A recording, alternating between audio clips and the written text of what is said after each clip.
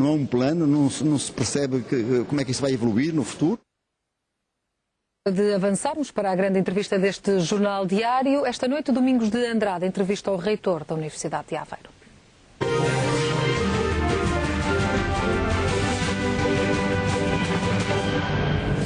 Boa noite, bem-vindos a mais uma grande entrevista. Num gesto inédito, os reitores das universidades portuguesas cortaram relações com o Ministro da Educação. Nuno Crato é acusado de faltar ao diálogo e de não assumir os compromissos que manteve com os reitores. Hoje temos connosco Manuel de Assunção, o reitor da Universidade de Aveiro. Boa noite, bem-vindo ao nosso canal. Começava por essa pergunta: este corte de relações dos reitores não é mais uma coisa de sindicatos e menos de uma elite do país? É uma excelente pergunta, mas devemos dizer o seguinte: bom, há um aspecto formal nesta questão e há um aspecto substancial. O aspecto formal é a maneira como se processou a comunicação, ou como não se processou a comunicação do orçamento de Estado, da dotação às instituições de ensino superior, às universidades em particular. Ao contrário do que sempre sucedeu na relação entre as universidades e a tutela, o Ministério, o Ministro, o Secretário de Estado comunicam o orçamento diretamente. O que aconteceu este ano foi que tivemos uma primeira informação de um plafond em agosto, aliás com a indicação que não seria mudado, e depois viemos todos a saber, através dos nossos administradores, que tinha sido colocado um outro orçamento na plataforma da Direção-Geral do Orçamento. Até saberem um orçamento verdadeiramente, quanto é que perderam? 30 milhões? Globalmente, essencialmente, esses 30 milhões, já podemos esmiuçar isso. E, portanto, sucedeu aqui qualquer coisa que também não nos parece correto. Pela primeira vez, digamos, não ter havido esta comunicação e explicação, não é? A explicação não é, naturalmente, dizerem-nos o que nós queremos, mas explicarem-nos porque é que houve esta diferença, porque é que houve esta mudança entre agosto e depois a dotação do Orçamento de Estado. Mas esta é a questão formal. Eu espero que esta questão formal seja rapidamente ultrapassada, porque é óbvio que temos que falar todos uns com os outros, mas para falarmos uns com os outros temos que nos ouvir uns aos outros. Não é? Professor, mas um corte de relações com o Ministro, um momento inédito, não é uma encenação. Com certeza, por isso eu vou ao lado substancial, não é? Este é o lado formal, mas há um lado substancial. O que espero então com este corte de relações?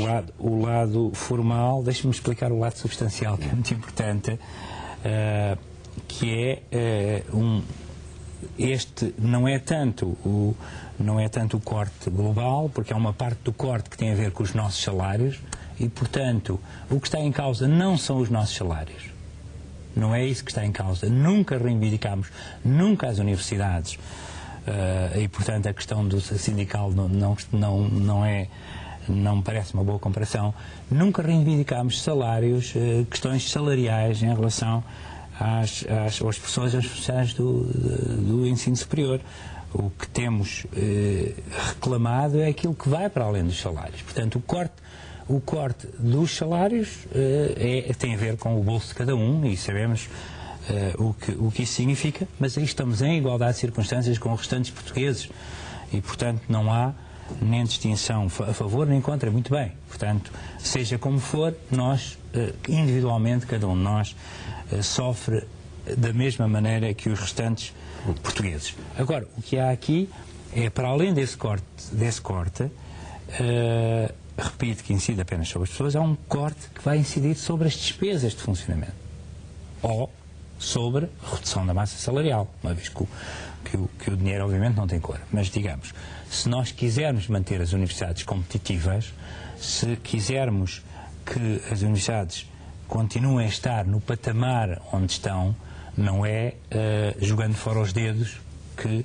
podemos lá ir. Ou seja, o capital humano é sempre aquilo que mais decisivo existe em qualquer organização e, portanto, o corte tem sempre que incidir sobre as despesas de funcionamento. Não é? Portanto, primeiro ponto, isto não é sobre salários, isto é sobre o futuro das universidades e o futuro do país. Não é? Portanto, este é o ponto que eu queria tornar aqui muito claro. Porque fala sempre em economia baseada no conhecimento, ou em economia determinada no conhecimento, determinada pelo conhecimento, que é uma expressão que eu acho mais feliz, a tradução do inglês. Bom, e como é que isso se faz? Sem as universidades? Ou com as universidades perdendo a capacidade instalada que hoje ainda têm? Esta é que é a pergunta crucial, não é? E, portanto, com este corte, eu posso dar os números da Universidade de Aveiro, não vai ser possível manter as coisas. Por exemplo, põe em causa o funcionamento da Universidade de Aveiro. Repare, não é o funcionamento, a pergunta, permita-me, é sempre formulada, essa pergunta é muito habitual. As universidades já cá estão há 700 anos, portanto as universidades não se vão extinguir, não é isso que está em causa. Está em causa é a qualidade daquilo que fazem e a competitividade daquilo que está instalado. Há reitores que falam em colapso. Mas eu não falo em colapso, mas falo, posso falar, posso tentar explicar, já que esta entrevista pelo menos tem essa vantagem, temos tempo, que em televisão é raro e é precioso. Portanto, nós, quando, vou dar o exemplo da Universidade de Aveiro, onde é que isto incide? Onde é que tem incidido? Tem incidido também, fizemos uma restauração da massa salarial em 2002. Isso é uma boa matéria de conversa, é se as universidades que fizeram esforço e outras que fizeram menos esforço são tratadas de acordo com o esforço que fizeram ou não. Ou seja, se o corte é cego ou se o corte tem a ver e permeia a boa gestão ou a melhor gestão de umas em relação às outras. E o Sr. Reitor acha que não? Já vamos a esta questão. Portanto, nós fizemos, essencialmente, onde é que temos absorvido os cortes? Temos absorvido nas outras despesas de funcionamento. Leia-se eletricidade, que até acaba por ter aumentado, mas segurança, limpeza, manutenção do campus. Manutenção do campus significa edifícios e significa equipamentos, nomeadamente de aulas, laboratórios, mas essencialmente manutenção dos edifícios, qualidade dos edifícios. E, portanto, para uma universidade como a Aveiro, com a volumetria construída, devia ter que gastar qualquer coisa como 2 milhões de euros por ano na manutenção do campo, está a gastar pouco mais de 1/4 disto. É óbvio, quando num ano aguenta-se, no segundo ano já se aguenta menos, há uma infiltração ou outra aparece, no terceiro ano mais infiltrações, etc. Portanto, degrada-se os reboques, o reboco começa a cair, etc. Portanto, a questão está aqui. Bom, e com este corte já nem aí podemos absorver, por isso é que alguns reitores dizem que se atingiu o limite, não é? E eu, desse ponto de vista, também alinho por esse diapasão, ou seja, eu tenho conseguido, com dificuldade, com empenho, com colaboração, com grande determinação dos meus colegas, todos os funcionários, levarmos durante estes 4 anos o barco a bom porto, leia-se, resultados positivos, marginalmente positivos, mas orçamentos ainda executados equilibradamente, mas não vou conseguir fazer isto a manter-se este corte, muito presumivelmente, ou sofrer com muita dificuldade. Há sempre contingências orçamentais, mas com muita dificuldade. Ora, esse é que é o verdadeiro cerne da questão da competitividade e do servir o país e de ser útil. Porque há aqui um duplo fenómeno. Quando perdemos dinheiro do Estado, não perdemos só o dinheiro direto, não há só um impacto direto, há um impacto indireto. O que é que isto quer dizer? As universidades, nomeadamente as melhores universidades, nas quais a Aveiro se inclui, têm uma percentagem de receita próprias hoje muito grande. O Estado de Aveiro tem tido à volta de 60% do seu orçamento são receitas próprias, portanto a dotação do Orçamento de Estado é apenas 40%. Bom, como é que nós conseguimos essas receitas próprias? De uma maneira competitiva. Projetos europeus, nomeadamente integrando redes, boas redes europeias com colegas de outras universidades, de bons colegas de boas universidades do resto da Europa, prestando serviço, transferindo tecnologia, ligando-nos às empresas, aos serviços, às autarquias. Bom, isso só acontece atraindo bons alunos, não é? Também ao lado das propinas.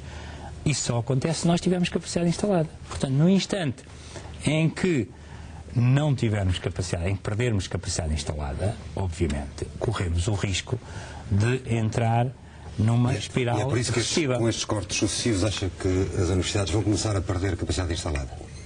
Ou estão a perder? Repara, se eu não posso cortar mais nas despesas de funcionamento, onde é que eu posso cortar?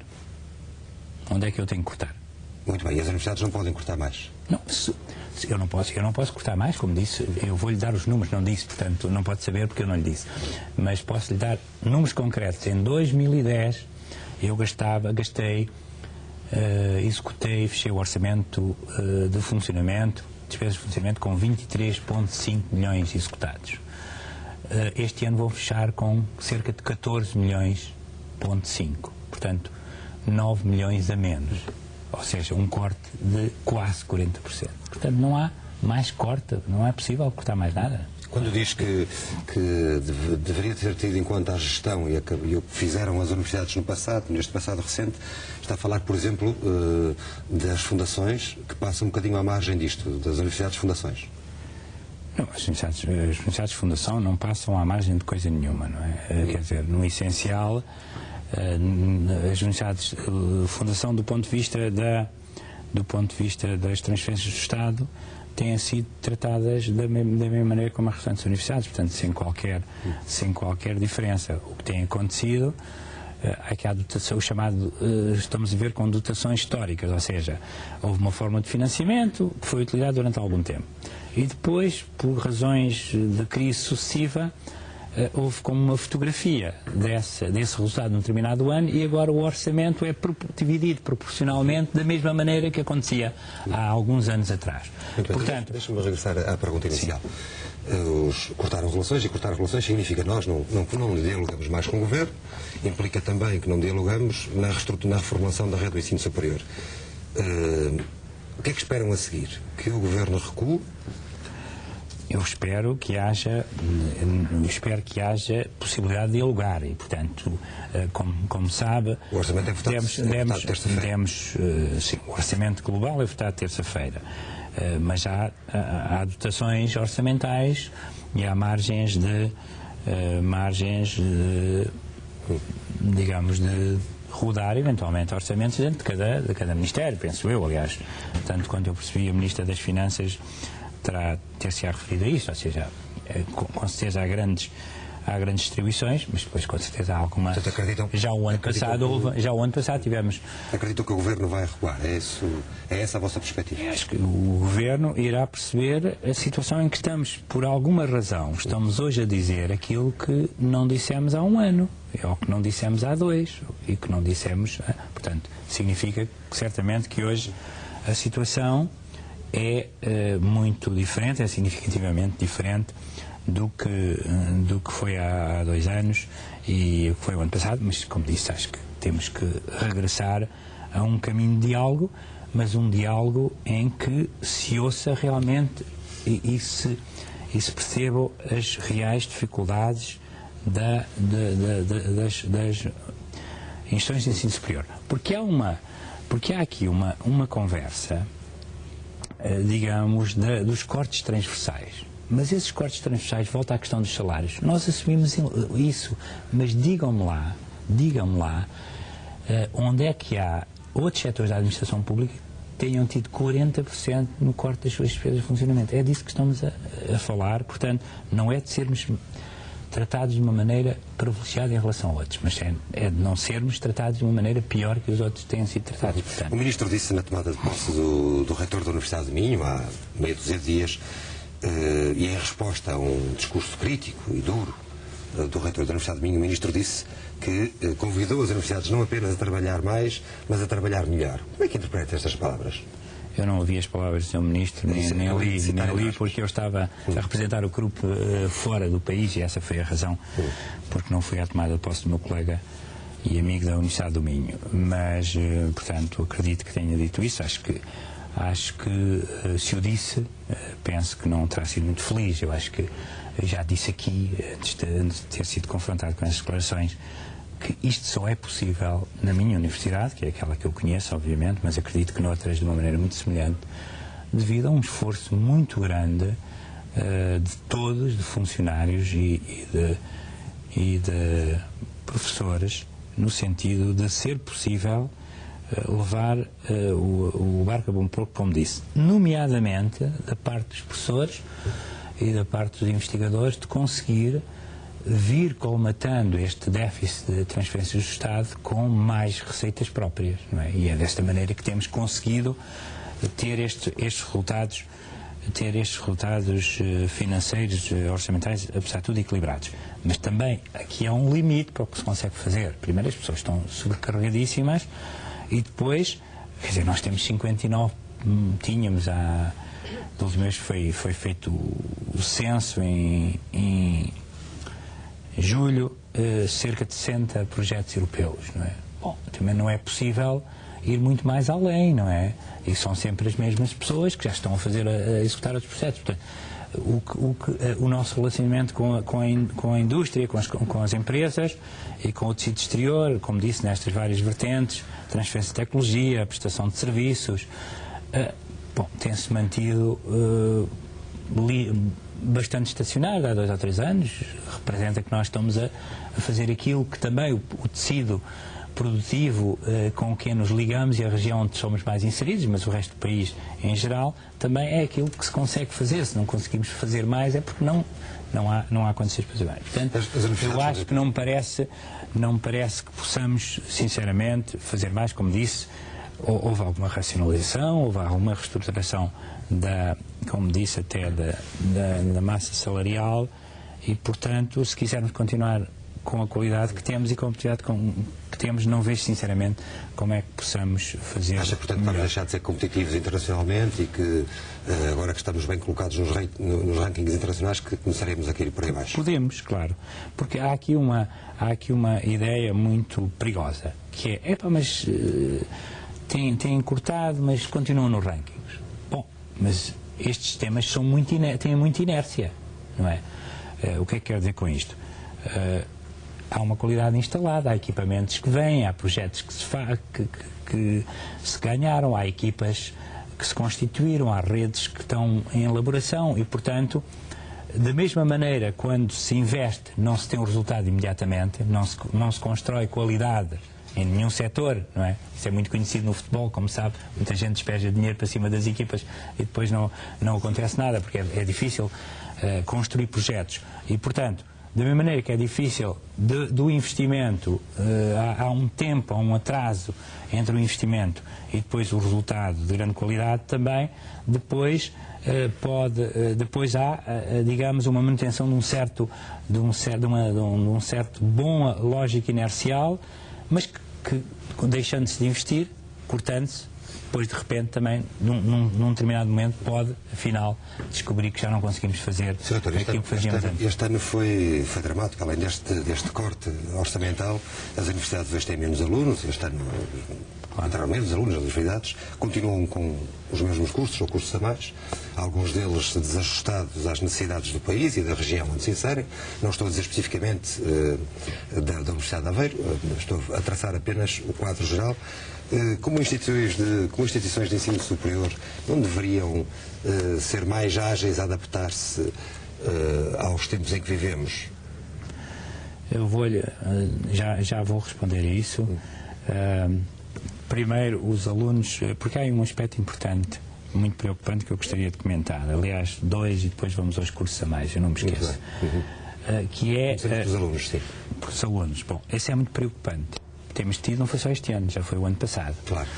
Cerca de 7% de decréscimo nas candidaturas e no acesso. E estamos a falar de uma faixa etária que não corresponde a uma descida demográfica. Porque há depois o problema demográfico que virá a seguir. Acha que a justificação não corresponde à descida demográfica? Não corresponde, porque nós podemos olhar para o que aconteceu. Estamos a falar de gente com 18 anos, portanto podemos olhar para o que foi a demografia, a evolução demográfica 18 anos atrás. Portanto, não me parece que seja a boa explicação. Vai acontecer a seguir, não é? Porque a seguir depois é que há estas quedas muito acentuadas da demografia. Qual é a explicação que tem? Eu não sei, não gosto de ter visões impressionistas das coisas, mas pode haver aqui alguma percepção errada, do meu ponto de vista, mas percepção de que não será assim tão importante estudar neste momento, ou não haverá tantas condições para as pessoas estudarem, portanto poderá haver aqui vários fenómenos. Por um lado, percepção de que a formação não é tão importante assim, juntamente com dificuldades de algumas famílias, de alguns jovens, de poderem aceder ao ensino superior. Porquê que acha que é essa percepção de que não é importante estudar? Estudar, como sabe, há uma década, nem tanto, há 5 anos. Todos os pais queriam colocar os filhos, tirar um curso. Eu não sei, mas aí, que isso acontece? Aí há vários sinais, há sempre vários sinais. Hoje há muito ruído, a comunicação social, hoje acontecem muitas coisas e fala-se todos os dias de uma coisa e do seu contrário. Mas há um discurso sempre muito perigoso, que é dos graduados, dos diplomados desempregados, que é um discurso muito, muito perigoso e que devia ser evitado, porque é um discurso perigoso, porque primeiro é verdade, obviamente, mas não está a história bem contada, ou seja, há menos diplomados desempregados do que a média dos diplomados desempregados é menor do que a média da população em geral, e há também um facto que é menos os diplomados demoram menos tempo em média a arranjar emprego, não é? Mas depois é também perigosíssimo porque eu posso mostrar aqui, nós estamos ainda muito longe e não nos temos vindo a aproximar, é isso que eu gostava, da diplomação europeia. Há a famosa meta 2020, 40% da população entre os 30 e os 35 anos e os 34 anos com formação superior. Nós estamos 40%. Nos 27%, não é? Nós estamos nos 27%, exatamente.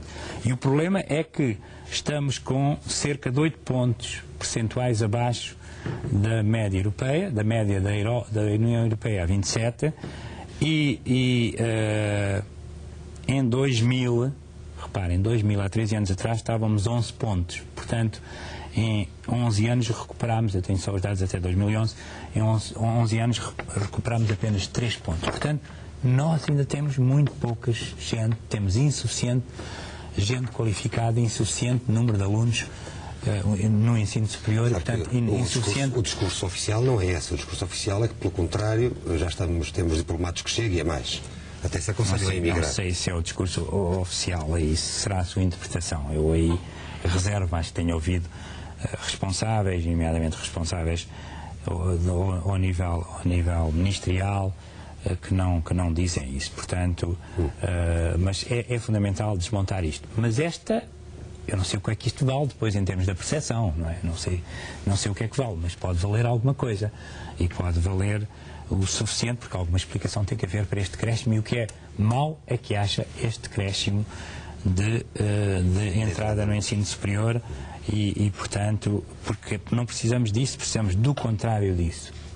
Mesmo, é outro discurso perigoso, mesmo que as pessoas, mesmo depois se diga, formamos e estamos a pagar a formação deles e depois vão-se embora, que é outro discurso também muito presente, não é? Outro discurso perigosíssimo.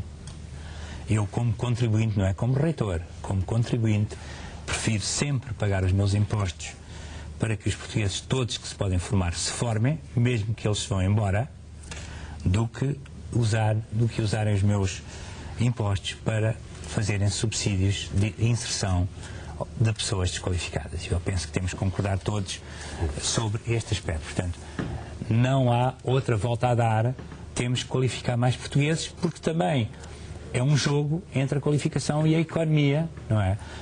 Não há economia e, portanto, não há mais emprego.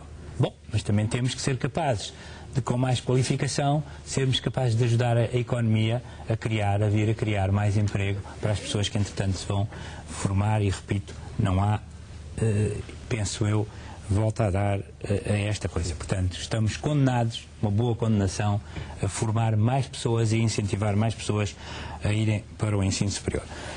Eu queria... Quanto aos cursos a mais e desajustados. Deixe-me dizer ainda outra coisa, que é a questão que passou por ela, que é a questão, de facto, da imprevisibilidade, das mudanças. Porque a história, nós tivemos várias alterações do orçamento em 2013, 4 alterações. Portanto, é muito difícil é muito difícil fazer gestão e, portanto, não se pode dizer que a gente pode fazer melhor. Como é que eu posso gerir? Qual é a empresa que pode gerir bem?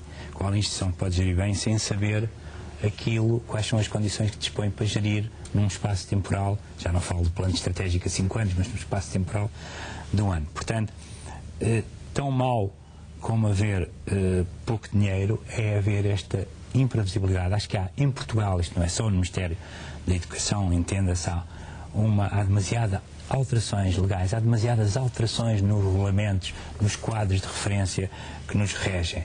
Devíamos meditar seriamente sobre isto, porque não é possível estarmos constantemente a alterar tudo e mais alguma coisa e adaptarmos a novas condições constantemente com as mesmas pessoas. Portanto, o esforço de muitas vezes dos funcionários que durante o mesmo ano têm que se adaptar a metodologias e procedimentos administrativos que são alterados. Portanto, este é um aspecto que eu também gostava de deixar aqui referido, e podemos até aprofundar esta questão, porque uma das grandes entraves tem estado sempre em cima da mesa. Por exemplo, a maior fonte de receitas próprias são contratos plurianuais. Uma empresa não me contrata no dia 1 de janeiro até 31 de dezembro. Pode contratar quando contrata e depois aquilo depende da dimensão do projeto, da longevidade do projeto. Acha que causa uma instabilidade também, não é? Absolutamente, Claro. não é? Que eu tenho a lei do equilíbrio orçamental para as receitas que eu obtenho com a competitividade dos meus professores e dos meus investigadores. É muito discutível se deve ser gerida com as normas com as normas dos chefes. Eu gostava que fosse... Portanto, curso a mais. Bom, isto é um problema que se calhar temos cursos a menos e temos alunos a menos e temos cursos a mais. São duas coisas, e se calhar se tivéssemos mais alunos teríamos menos cursos a mais. Mas com certeza que há aí um problema também que afeta mais umas universidades que outras. A necessidade de captar Quer dizer, quando a Universidade de Aveiro, como outras universidades, está num patamar 97, 98, 99, portanto não podemos dizer que temos cursos a mais, mas eu posso dizer, não tenho rebuço nenhum, dizer que temos feito as alterações pontuais e a descontinuar uma ou outra coisa que se revele que não atrai gente. Portanto, acho que os cursos que não atraem gente devem ser descontinuados. Aí penso que estamos todos de acordo, sempre com aquela ressalva, algumas áreas que são fundamentais de escola, criação de escola, que não podemos apagar a geologia do mapa, nem a filosofia do mapa, espero eu, não é? Portanto, há que ter cuidado aqui com algumas áreas. Mas, no geral, estamos de acordo, e esse é já um instrumento poderosíssimo para aquilo que se tem vindo a chamar a reestruturação do sistema, que é, existem já duas ferramentas fundamentais no terreno. Esta de os cursos que não atraem alunos são descontinuados e portanto, no essencial estamos de acordo com esta ressalva que fiz, e depois também o olhar para a qualidade dos cursos a cargo da Agência de Acreditação A3ES, e portanto isto também obriga a critérios de qualidade do corpo docente, das instalações, do desenvolvimento curricular, que leva a que a agência diga este curso não pode funcionar. Muito bem. Portanto, temos que terminar. Muito obrigado. Eu é que agradeço a sua vinda ao Porto Canal. Terminamos aqui a grande entrevista. Nós voltamos para a semana com mais um entrevistado. Continuo com o Porto Canal.